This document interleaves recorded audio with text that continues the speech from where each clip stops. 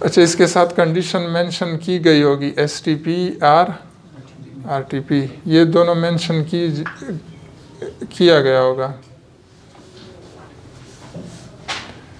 अगर इसको लीटर में आप ले रहे हो और ऊपर गिवन वॉल्यूम ml में दिया गया, मतलब यहाँ आपने अगर STP है ये वैल्यू पुट कर ली, तो ऊपर आप ये बताओ 1 ml में कितने लीटर होते हैं? 1 लीटर में 1000 होते हैं।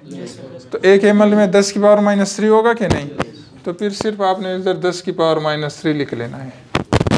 अगर आप इस कैलकुलेशन से बचना चाह रहे हो तो देखो, वॉल्यूम अगर ml में दिया गया हो तो आप मोलर इधर भी ml में से कोई वैल्यू इस पर डिवाइड कर लो। मिसाल आप 22.4 से नहीं करना चाह रहे हो तो इससे कर लो, फिर ये नहीं करना है। देखो मैंने मोलर वॉल्यूम आपको इतने थ्योरी में बता दिया है। तो अगर गिवन वॉल्यूम दिया गया किस में हो, ml में हो, तो आपने इससे उसको डिवाइड कर लेना है, फिर यहाँ इसकी ज़रूरत ही पेश नहीं आएगी। ठीक है, लेकिन अगर आपने 22.4 से डिवाइड करना है तब जाकर यहाँ पर 3 - 3 लिख लेना है। तो ये सिंपल मैथमेटिक्स है, रीअरेंजमेंट है और यूनिवर्सल कन्वर्जन है। ये आप लोगों ये जो फर्स्ट चैप्टर है इसमें और कुछ नहीं होता, यूनिट्स की कन्वर्जन है और रीअरेंजमेंट है, बस ये सिर्फ आपको आना चाहिए। बाकी ये जो पार्टिकल मालूम किए जाते हैं या मोल मालूम किए, देखो मोल का एक ही फार्मूला है, आपसे ये पूछा जाएगा मास। ठीक है, मोल दिया गया होगा, कंपाउंड का नाम दिया गया, तो मास इसको रीअरेंज कर लो तो बहुत सारे फार्मूले खुद ब खुद। तो फार्मूले याद नहीं करने, आपने कंसेप्ट सीखना है।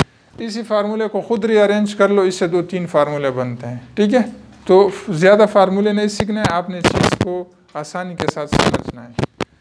अच्छा, इस पर अब मैं क्वेश्चन, अच्छा इसके साथ ग्राम कंसेप्ट का मैं कुछ कहूँगा। ग्राम कंसेप्ट उस पर प्रीवियस ईयर क्वेश्चन भी आया हुआ था।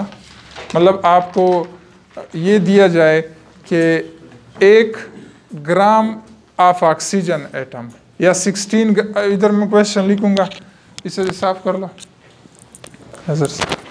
क्वेश्चन शायद है।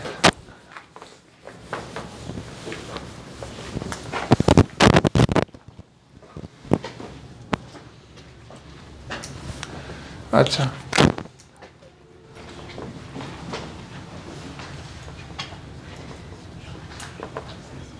पहले मैं इस पर डायरेक्ट क्वेश्चन पूछ रहा हूँ। 16 ग्राम ऑफ ऑक्सीजन एटम,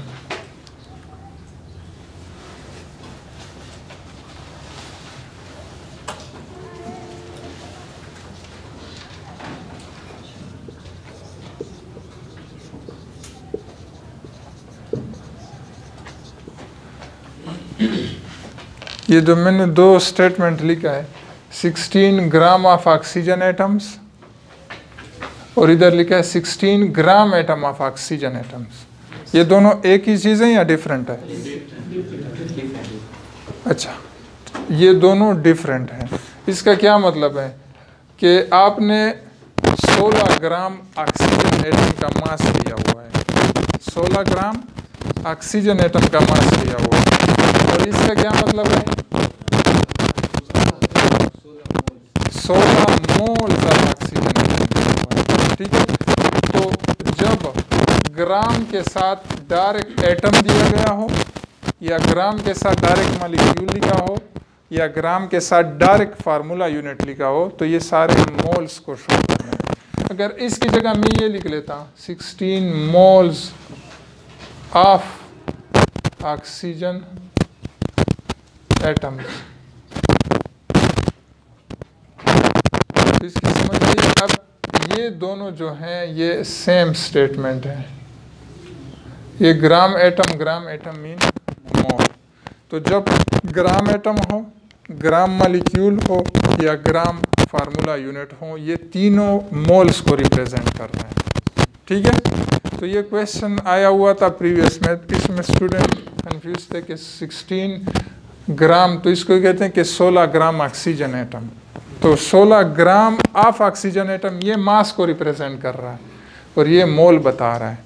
इसका मतलब है कि आपने ऑक्सीजन एटम के 16 ग्राम ऑक्सीजन एटम लो तो ये स्टेटमेंट ये बता रहा है, और इसका मतलब है कि 16 ऑक्सीजन के मोल।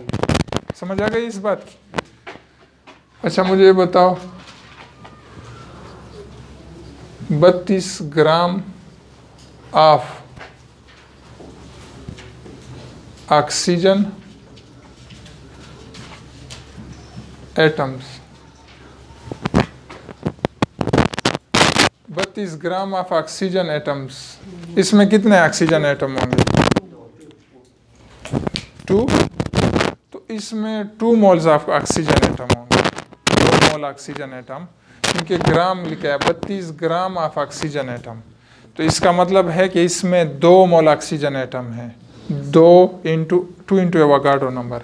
अच्छा अगर इसके साथ मैं लिख लूँ 32 ग्राम एटम ऑफ ऑक्सीजन, तो इसका मतलब है 32 मोल्स ऑफ ऑक्सीजन एटम, तो इतना फर्क आ रहा है। तो इसमें कंफ्यूज नहीं होना है, ये क्वेश्चन आ सकते हैं। जाहिर सी बात है मोल का कंसेप्ट तो बहुत पुराना हो गया है, तो इसके लिए सिर्फ चेंज करने के लिए फिर ये कंसेप्ट पूछा जा सकता है, और ये कंसेप्ट 9 के बुक में मौजूद है, ये ग्राम कंसेप्ट, बल्कि आपके बुक में सिर्फ एक फिक्रा लिखा गया, उसमें पूछा भी गया है कि इसके कितने ग्राम एटम है, तो ये 9th में भी मौजूद है, तो इसलिए इस स्टेटमेंट पर ध्यान दो।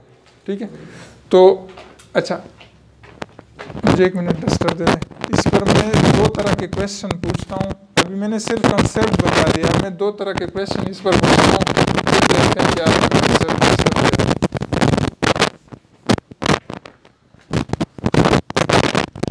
Find number of gram atoms, एक तो ये करना है, नंबर ऑफ ग्राम मॉलिक्यूल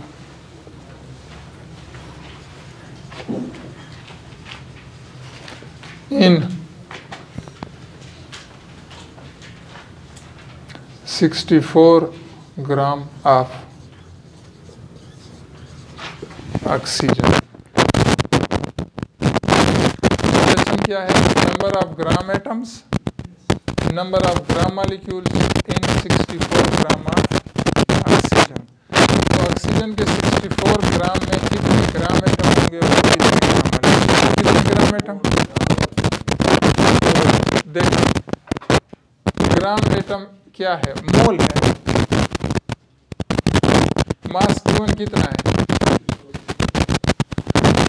तो ग्राम एटम को मालूम करोगे तो एटम के मास से डिवाइड करना है। इस तरह ना हो कि मॉलिक्यूल के मास से डिवाइड कर लोगे, तब तो आपने ग्राम मॉलिक्यूल्स को मालूम करना है। तो जो चीज़ पूछी जाए उसी के मास से डिवाइड करना है। ग्राम एटम का पूछा गया तो एक ऑक्सीजन एटम का मास कितना है? तो क्या आ जाएगा? 4। अच्छा दूसरा जो है उसमें ग्राम मॉलिक्यूल पूछे गए हैं, तो 16, एक मॉलिक्यूल का मास कितना है? 32, तो इसको डिवाइड कर लो 2, तो 4 ग्राम एटम आ जाएंगे और 2 ग्राम मॉलिक्यूल्स आ जाएंगे। जो चीज़ पूछी जाए आपने उसका करना है। अब अगर मैं कार्बन की बात करूं तो कार्बन तो मॉलिक्यूलर फॉर्म में नहीं होता है, तो उसमें ग्राम एटम पूछेंगे। एमोनिया दिया गया है, तो एमोनिया में आपसे ग्राम एटम्स ऑफ हाइड्रोजन पूछे जा सकते हैं, नाइट्रोजन पूछे जा सकते हैं। इंडिविजुअली तो मॉलिक्यूलर फार्मूला में एमोनिया तो मॉलिक्यूलर फॉर्म में एग्जिस्ट होता है, लेकिन इंडिविजुअली तो एमोनिया में 3 हाइड्रोजन एटम हैं, उसका भी पूछ सकते हैं, या 1 नाइट्रोजन एटम है।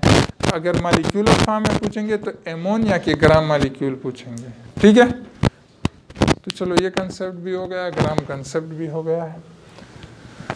सर लेट्स ब्रेक वर्क हो ना।